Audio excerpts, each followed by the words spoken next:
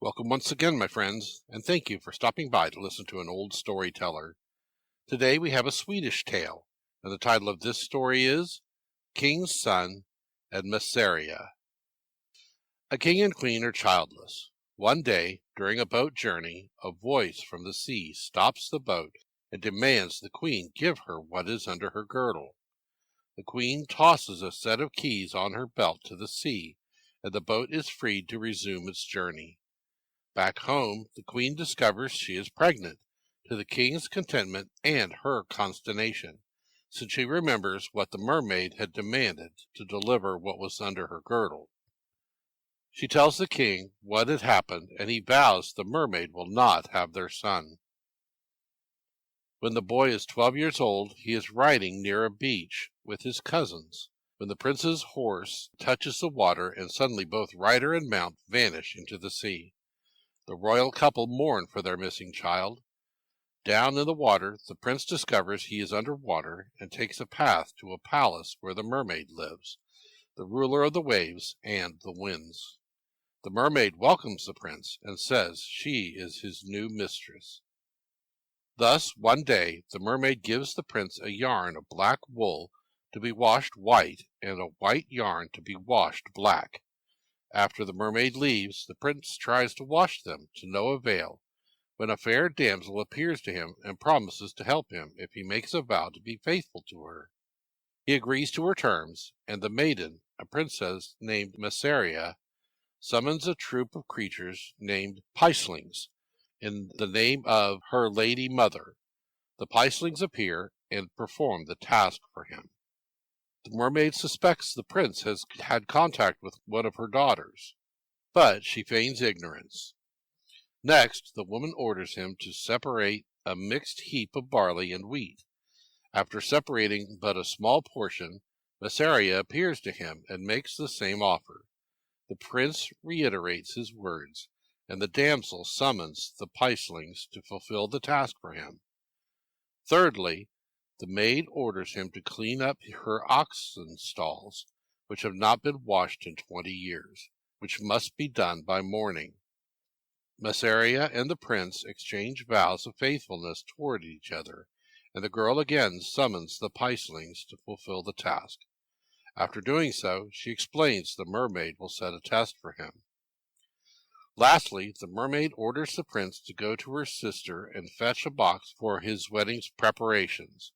Before he goes, Messeria intercepts the prince, since her powers cannot reach him once he is there, gives him some items and advice.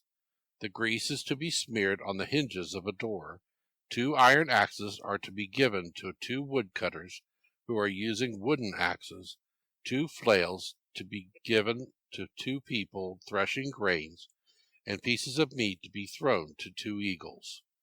The prince follows Messeria's instructions to the letter and journeys to the house of the mermaid's sister, steals the box, and then runs away. The mermaid's sister commands her servants to stop him, but they remain still. Now at a distance, the prince decides to open the box, and a cascade of sparkles escapes from it. He uses a magic spell to summon a troop of Pieslings, Messeria's helpers, which bring the sparkles back into the box, which he delivers to the mermaid. The creature fulfills her promise and marries Messeria to the prince in a grand ceremony, then allows both to go home to the surface.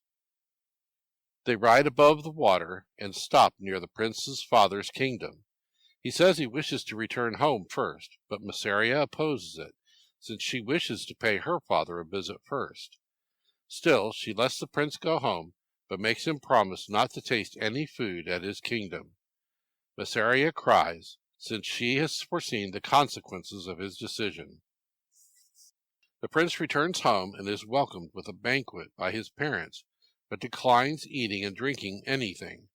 His mother insists he eat something, and he eats a peppercorn, making him lose his memory of Messeria. Back to the girl, she cries, for she knows the prince forgot about her, and takes shelter in an old couple's hut. Time passes, and the prince's king arranges a wedding to a princess from a neighboring kingdom. The prince attends his wedding feast at the second kingdom, and Messeria attends as a waiting maid.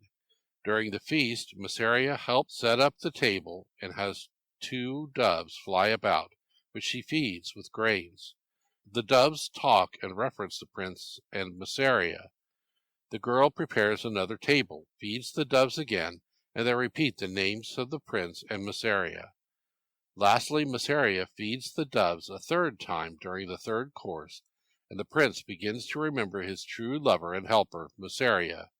His prospective bride is sent home, and the prince marries Messeria. Thank you once again for listening to this story. If you enjoyed this story, please press that like button. Also, please help an old storyteller out by subscribing to my channel. The next story will be posted in a few days, so until then, may your story continue to be a good one.